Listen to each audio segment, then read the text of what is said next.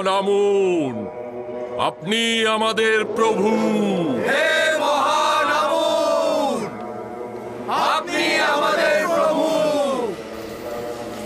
দেখেছো আমুনকে কত সাজানো হয়েছে, তাকে কত সুদর্শন লাগছে। ইবাদতকারীগণ তার সোনার অলংকার চুরি করে না?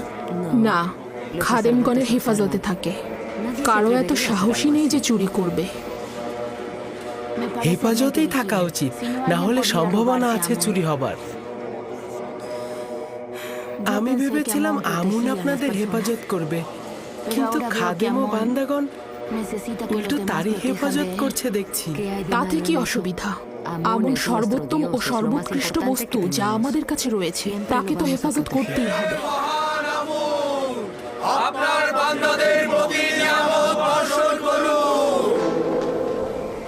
বরকত বর্ষিত হোক হে আমার বান্দাগণ। আমি আমুন খোদা, আমি নিজেকে ঐশ্বরিক স্থান থেকে নামিয়ে এনেছি শুধুমাত্র আমার বান্দাদের পার্থিব জীবনের কল্যাণ সাধনে। আমার ইরাদা তোমাদের নতুন পথের সন্ধান দেবে, জীবনে প্রশান্তি আনবে। আমার সন্তুষ্টি তোমাদের মঙ্গল। আমুন খোদার ইবাদত করো, প্রস্থান করো আর তালাশ করো। আমি সর্বত্র বিরাজমান। আমার ইরাদা তোমাদের কাম্য। মহান আমুন আমাদের খোদা।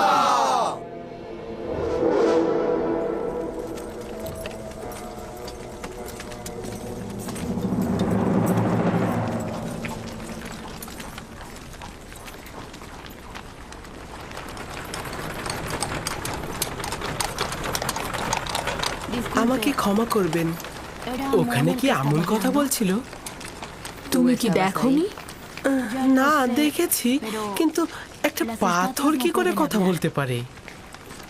আমুন পাথরের নয়, সে রুহের অধিকারী। সে একটি মূর্তির আকৃতিতে রয়েছে। আমাকে ক্ষমা করবেন। আমুন এমন এক খোদা যে চাহিদার ঊর্ধ্বে। কিন্তু আমি তো তার আজকে অনেক রকম প্রয়োজন দেখেছি। তাকে সাজসজ্জা করানোর জন্য অনেক রকম অলংকারের প্রয়োজন তার। সে নড়াচড়া করার জন্য খাদিমগণের উপরে নির্ভরশীল। তার মানে তার নিজের চলাফেরা করার জন্য অন্যের সাহায্যের প্রয়োজন হয়। তার নিজের জন্য বাসস্থান, নারী, সন্তান আরো অনেক কিছুর প্রয়োজন হয়। তার মানে আমরা যে পথ চলি, নিজেদেরকে সজ্জিত ও পবিত্র করে রাখি, তার জন্য আমুনের কোনো দরকার নেই, কোনো প্রয়োজন নেই। আছে।